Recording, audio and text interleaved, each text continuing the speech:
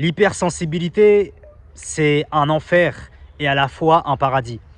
Et dans cette vidéo, ce que je vais faire, c'est que je vais exposer plusieurs caractéristiques qui définissent l'hypersensibilité. Et je vais expliquer dans cette vidéo les avantages et les inconvénients d'être hypersensible. C'est pour ça que j'ai mis en titre l'hypersensibilité, un enfer et à la fois un paradis. On y va, c'est parti. Et bien évidemment, avant de commencer cette thématique, je vais te demander une chose. N'oublie pas de t'abonner, n'oublie pas de liker. Un soutien en plus, ça fait toujours plaisir. Donc, on y va, c'est parti. Donc, la première caractéristique de l'hypersensible, c'est quoi? C'est que l'hypersensible arrive à détecter les personnes qui l'aiment et les personnes qui ne l'aiment pas. Je m'explique. Admettons, donc pour cette vidéo, ce qu'on va faire, c'est que on va faire comme si c'est moi l'hypersensible. Comme ça, vous allez avoir une image plus facile. Donc là, c'est moi l'hypersensible. Et par exemple, je me retrouve face à une personne. Et cette personne-là, qui est en face de moi, elle m'aime. Mais le truc, c'est que cette personne-là, en face de moi, elle m'aime. Mais quand je vois son comportement, elle va me montrer tout l'inverse. Ça veut dire que cette personne-là va se montrer distante. Elle va me montrer aucun signe d'affection. Elle va jamais me faire de sourire. Elle va se montrer limite un peu froide. Mais moi, en tant qu'hypersensible, je vais pouvoir détecter que cette personne-là m'aime. Malgré que, comme je t'ai dit précédemment, cette personne-là me montre aucun signe d'affection. Mais moi, en tant qu'hypersensible, j'ai comme un sixième sens qui fait que j'arrive à voir que malgré ça, cette personne m'aime. Et à contrario, par exemple, si une personne ne m'aime pas, et bah, même si cette personne vient devant moi et me fait des sourires, me parle de manière affectueuse, cette personne-là va me montrer de l'affection, cette personne-là va m'aider, et bah moi, en tant qu'hypersensible, vu que, entre guillemets, j'ai un sixième sens, et bah je vais pouvoir voir qu'il y a un truc qui cloche. Et je vais pouvoir détecter que cette personne-là, au fond, ne m'aime pas et cette personne-là joue un rôle. Et donc ça, c'est la première caractéristique de l'hypersensible. Ça veut dire que l'hypersensible est capable de détecter une personne qui l'aime et une personne qui ne l'aime pas. Malgré que, comme je t'ai dit en introduction, la personne qui est en face de moi, elle va peut-être me montrer de l'hostilité, elle va me montrer limite de la haine, mais moi, je vais pouvoir découvrir que cette personne-là, au fond, elle m'aime. Mais à contrario, une personne qui me montre de l'affection, et ben moi, je vais pouvoir découvrir qu'au fond, cette personne-là ne m'aime pas et cette personne-là joue un rôle. Donc déjà, la première caractéristique de l'hypersensible, c'est ça. C'est qu'il a comme un sixième sens. Il sent qu'il y a un truc qui cloche. Donc ça, c'est la première chose. Deuxième caractéristique, c'est quoi? C'est que l'hypersensible, dans l'amour, il est vraiment dans l'excès. Et à contrario, dans la haine, il est vraiment dans l'excès. Ça veut dire qu'il n'a pas de juste milieu. Je m'explique. Admettons, l'hypersensible, il aime quelqu'un. Et bien l'hypersensible, il va beaucoup trop l'aimer. Ça veut dire que il va lui donner beaucoup trop d'affection. Il va beaucoup trop en faire. Et du coup, la personne qu'il a en face de lui, il va vraiment l'aimer, mais d'une manière que tu ne peux pas imaginer. En revanche, si l'hypersensible déteste quelqu'un, eh ben, c'est-à-dire que l'hypersensible va détester la personne, mais vraiment dans un excès abusif. Par exemple, admettons, l'hypersensible déteste quelqu'un. Et bien, ce qu'il faut savoir, c'est que l'hypersensible va détester la mère de cette personne, il va détester son père, ses enfants, il va détester tous les gens qui entourent cette personne. Ça veut dire que quand tu prends une personne lambda, par exemple, une personne lambda qui déteste quelqu'un, et ben cette personne-là va détester juste la personne et on s'arrête là. Mais lui, l'hypersensible, il va vraiment aller dans l'excès. Ça veut dire que il va détester toute la famille du gars qui déteste. Est-ce que tu vois ce que je veux dire? Ça veut dire qu'il va vraiment aller dans l'excès. Et là, je vais te donner un exemple pour que tu comprennes. Attendez, parce qu'on me voit mal. Ouais, voilà, là c'est mieux. Je vais te donner un exemple. On va parler du rappeur Booba. Et en fait, lui, je pense que c'est un hypersensible, j'en suis sûr et certain. Pourquoi? Parce que ceux qui ne sont pas au courant, en fait, Booba, il est en clash avec Maître Gims. Et le truc, c'est que Booba, en fait, il n'arrête pas de clasher Maître Gims. Ça veut dire que tout le temps, il lui lance des pics, etc., etc. Mais quand tu regardes quand Booba clash Maître Gims, et ben le truc, c'est que Booba, il va pas attaquer juste Maître Gims. Non, Booba, il va attaquer sa femme, il va attaquer les enfants. Enfin, je sais pas s'il a des enfants, Maître Gims, mais en tout cas, il va s'attaquer à toute la famille de Maître Gims. Il va même s'attaquer à son frère Dadju. Il va s'attaquer à sa femme. Il va s'attaquer à tous les artistes qui côtoient Maître Gims.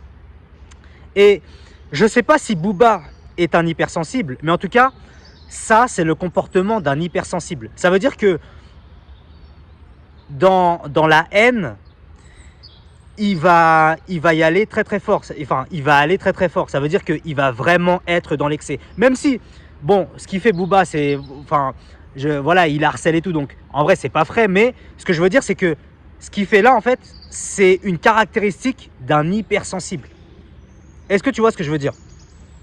Et pour faire un parallèle avec ce que j'ai dit à l'instant, avec Booba, c'est que ce qu'il faut savoir, c'est que dans une interview, il a dit un truc intéressant. Et j'en suis sûr que Booba est un hypersensible, j'en suis sûr. À un moment, Booba, en fait, il a sorti un album qui s'appelle Ultra. Ouais, c'est ça, Ultra. Et en gros, ce qui se passe, c'est qu'il y a un moment, le journaliste, il lui a demandé, il lui a dit, mais comment ça se fait que ton album, il s'appelle Ultra? Et Booba, il a répondu en gros, parce que dans la vie, je suis comme ça. Je n'ai pas de juste milieu. Dans le sens où, quand j'aime quelqu'un, eh ben, je l'aime en mode ultra. Ça veut dire que je l'aime de fou. En revanche, quand je déteste quelqu'un, eh ben, je vais être dans l'excès. Et c'est pour ça que, pourquoi j'ai donné cet exemple de Booba, c'est vraiment pour te faire comprendre que l'hypersensible, lorsqu'il aime, il aime de fou, mais lorsqu'il déteste, il déteste de fou. Après, bien évidemment, je ne sais pas si Booba est un hypersensible, mais en tout cas, je pense que vu sa manière de faire, je pense que c'est un hypersensible, j'en suis sûr. En tout cas, ce qui est sûr, c'est qu'il a une caractéristique d'un hypersensible. Ça, c'est sûr. Donc, on y va, c'est parti. Là, on va traiter un autre point, c'est que l'hypersensible adore la solitude. Je m'explique. Admettons, l'hypersensible se retrouve avec un pote à lui, ou alors même avec sa copine, ou peu importe. Et bien, ce qu'il faut savoir, c'est que au bout de quelques heures, l'hypersensible va se sentir étouffé. Et quand je dis que l'hypersensible va se sentir étouffé, ça ne veut pas dire que la personne qui est en face est désagréable, dans le sens où je ne suis pas en train de dire que la personne qui est en face est en train de la saouler. Non, je suis en train de dire que l'hypersensible de base, c'est quelqu'un d'introverti. C'est quelqu'un qui aime rester seul. Du coup, lorsqu'il se retrouve avec une personne, eh ben, au bout de quelques heures, l'hypersensible a envie de rentrer chez lui. Il a envie de se recharger. Donc ça, c'est une autre caractéristique, c'est que l'hypersensible en général, c'est quelqu'un d'introverti qui aime rester tout seul. Ensuite, l'hypersensible, c'est quelqu'un de trop perfectionniste. C'est quelqu'un qui veut tout faire. C'est quelqu'un qui veut tout faire de manière parfaite. Et c'est quelqu'un qui ne se donne pas le droit à l'erreur. Il veut que tout soit parfait du premier coup. Ensuite, l'hypersensible change constamment d'avis. Je vais te donner un exemple. Ce qu'il faut savoir, c'est que l'hypersensible est quelqu'un d'indécis. Par exemple, l'hypersensible va se dire « Ok, ce soir,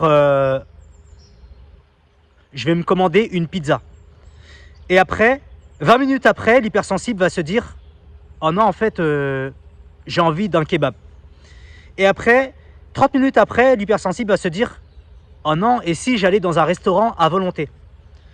Et puis après, 40 minutes après, l'hypersensible va se dire « Oh mais en fait non, je vais rester chez moi et je vais préparer à manger. » En fait, ce qu'il faut savoir, c'est que l'hypersensible change constamment d'avis.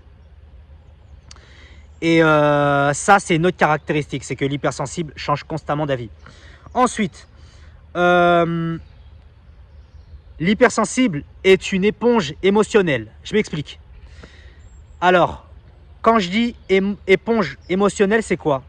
C'est que par exemple, comme je t'ai dit dans le cas numéro 1, donc ouais, là je vais faire un parallèle avec le point numéro 1, c'est que par exemple, imaginons que l'hypersensible se retrouve dans une pièce avec quelqu'un. Et cette personne-là est triste intérieurement. Mais cette personne-là, d'apparence, comme je t'ai dit, elle va avoir le sourire. Ça veut dire que cette personne-là va rigoler avec toi, etc., etc. Mais cette personne-là, comme je t'ai dit, elle est triste. Mais cette personne-là porte un masque. Et bien, ce qu'il faut savoir, c'est que l'hypersensible va être capable de détecter que cette personne-là est triste. Malgré que, comme je t'ai dit, cette personne-là, qui est en face, d'apparence, elle lui montre le sourire, la joie de vivre, etc. Mais comme je t'ai dit pour le cas numéro 1, en fait, l'hypersensible, il a comme un sixième sens. Il arrive à détecter des choses que la plupart des autres ne voient pas autour. Donc ça, c'est une autre caractéristique. Ensuite, encore une autre caractéristique, c'est que l'hypersensible remarque des détails que tu ne vois pas. Par exemple, toi, tu vas rentrer dans un musée avec l'hypersensible. Et bien, ce qu'il faut savoir, c'est que l'hypersensible, en espace de 10 secondes, il a repéré au moins 70 trucs dans le musée. Et toi, peut-être, qui n'es pas hypersensible, tu vas pas remarquer 70 trucs, mais peut-être que tu vas en remarquer, donc en 10 secondes, tu vas en remarquer peut-être 20 ou 30. Alors que lui, en 10 secondes, il a remarqué 70 détails. Est-ce que tu vois ce que je veux dire? Donc, l'hypersensible, vraiment, il arrive à détecter des choses que toi, tu ne vois pas. Donc, on va commencer. Là, on va prendre un autre exemple, c'est que l'hypersensible ne supporte pas l'injustice. L'hypersensible est pour la justice. Et donc, l'hypersensible ne va pas supporter la tricherie. Il ne va pas supporter le fait que, en gros, tu transgresses. Et là, je vais te donner un exemple concret. Rappelle-toi tout à l'heure, je t'ai dit que Booba remplissait une caractéristique d'un hypersensible. Parce que je t'avais dit que lorsqu'il déteste quelqu'un, il est dans l'excès. Et je t'avais dit que, dans une interview, il avait dit que dans son album Ultra, il l'a appelé comme ça parce qu'en gros, il est ultra... lorsqu'il aime quelqu'un, il l'aime en mode ultra, mais lorsqu'il déteste quelqu'un, il le déteste en mode ultra, on est d'accord? Et bien là, comme je t'ai dit, l'hypersensible déteste l'injustice, on est d'accord? Et bien là, je vais te parler d'un vrai hypersensible. Et lui, c'est sûr et certain, c'est un hypersensible parce que dans une interview, il l'avait dit. D'ailleurs, si je retrouve le passage, je le mets là. Mais en tout cas, vous pouvez me croire sur parole, il l'avait dit que c'est un hypersensible. Là, on va parler de Zlatan Ibrahimovic. Zlatan Ibrahimovic, c'est qui? C'est un footballeur professionnel. Et ce qu'il faut savoir, c'est que, comme je t'ai dit, dans une interview, il a dit lui-même que c'est un hypersensible. Et il y a un moment, là, je vais te faire montrer une vidéo et je vais te montrer en fait ce que c'est un hypersensible. Donc là, vous allez voir la vidéo et en gros, donc là, c'était avant un match. Et ce qu'il faut savoir, c'est que avant les matchs, pour ceux qui ne regardent pas le foot, et ben en gros, les joueurs de foot, lorsqu'ils rentrent sur le terrain, ils sont accompagnés d'enfants. Ça veut dire que les enfants tiennent la main des footballeurs. Et après, les footballeurs rentrent sur le terrain avec les enfants. Et ce qui se passe dans cette scène, donc là vous allez voir, c'est que, regardez bien, au début, donc là c'est Ibrahimovic, le gars que je vous ai dit, il tient la main d'un enfant.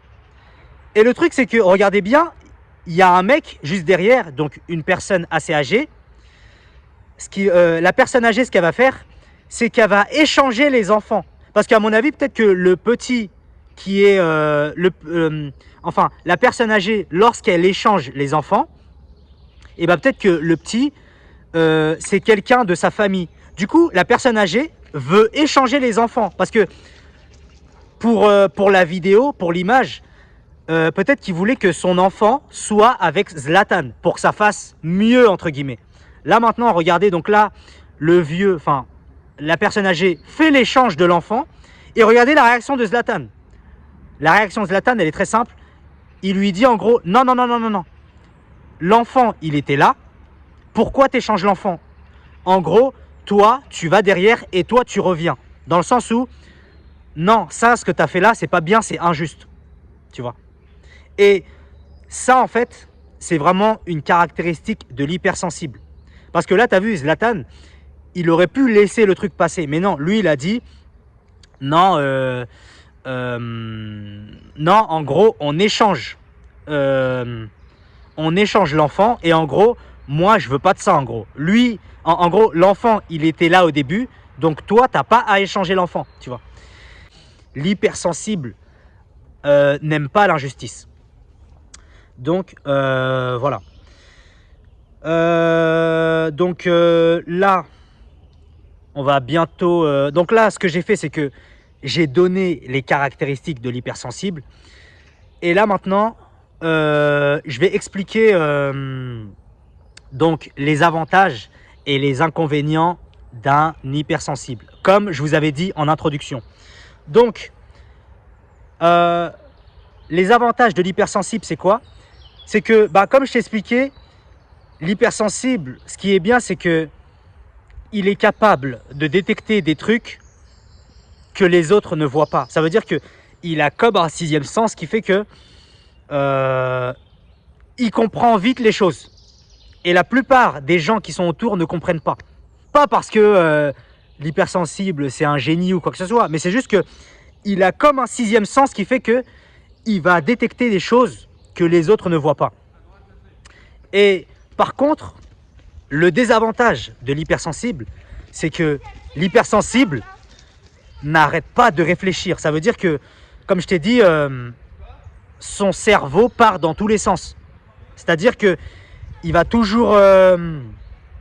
c'est-à-dire que d'une manière inconsciente, il va tout le temps réfléchir. Mais en gros, l'hypersensible, pourquoi est-ce qu'il est différent par rapport aux autres?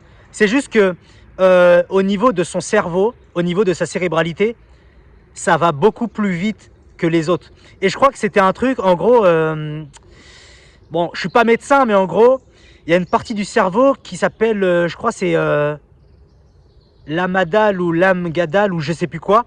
Et en fait, cette partie-là est vraiment accélérée par rapport aux autres. Ça veut dire que ça va beaucoup plus vite. Et c'est pour ça que, tiens, j'avais oublié de le dire, c'est que l'hypersensible, c'est quelqu'un en général de surexcité. Ça veut dire que c'est quelqu'un qui n'arrive pas à rester en place, tu vois. Et donc, c'est pour ça que c'est quelqu'un qui pense beaucoup, etc., etc. Bref, bon, là, j'ai pas envie de dire n'importe quoi, surtout que je suis pas médecin, donc je vais pas m'improviser médecin pour cette vidéo. Mais en gros, je vais parler avec mes termes à moi, c'est qu'en gros, l'hypersensible, dans son cerveau, ça va très très vite. Donc voilà. Et donc là, vous allez me dire, que faire en tant qu'hypersensible? Ça veut dire que si toi, tu t'es reconnu dans ces caractéristiques-là, qu'est-ce que tu dois faire? C'est très simple. Et bien, ce que tu dois faire déjà, c'est des exercices de respiration, de la méditation. Parce que, comme je t'ai dit précédemment, vu que au niveau de ton cerveau, ça va beaucoup trop vite, et tu vas devoir canaliser tes pensées. Et même au niveau de ton corps, tu vas devoir te calmer. Ça veut dire que ce que tu dois faire, c'est que tu prends 5 minutes, 5 minutes le matin, tu respires profondément et le soir, tu fais la même chose. Tu prends 5 minutes et tu respires profondément. Et bien évidemment, quand tu fais de la méditation, il faut que ça soit calme autour. Il ne faut pas qu'il y ait de bruit, tu vois. Et ce que tu vas faire, c'est que tu vas inspirer pendant 5 secondes. Ensuite, tu vas bloquer pendant 5 secondes, comme ça tu bloques. Et après, tu expires pendant 5 secondes. Et ça, en plus, j'avais oublié de le dire dans la vidéo sur la phobie sociale, mais c'est ce qu'il faut faire, tu vois. Il faut vraiment réussir à te canaliser. De toute façon, ça, la méditation, tout le monde le fait. Même tu prends Conor McGregor, tu prends Wembayama, je ne sais pas comment il s'appelle le basketteur là. Enfin bref, tu prends Khabib Nurmagomedov, tu prends Teddy Riner, etc., etc. Tu prends Jannik Sinner. Enfin, Jannik Sinner, c'est un mauvais exemple parce qu'il y a eu des histoires à propos de lui, mais bref. Tu prends n'importe quel sportif, et bah ce sportif-là de haut niveau va faire ce qu'on appelle de la méditation. Ça va vraiment calmer ton esprit. Et donc voilà. Et ce qui est bien aussi, en tant qu'hypersensible, c'est de sortir. Dans le sens où il faut que tu sortes tout seul. Mais tu as vu quand tu sors, faut pas que genre tu as des écouteurs, tu sois distrait par quelque chose, etc., etc. Non. Quand tu sors dehors, il faut pas que tu aies d'écouteurs.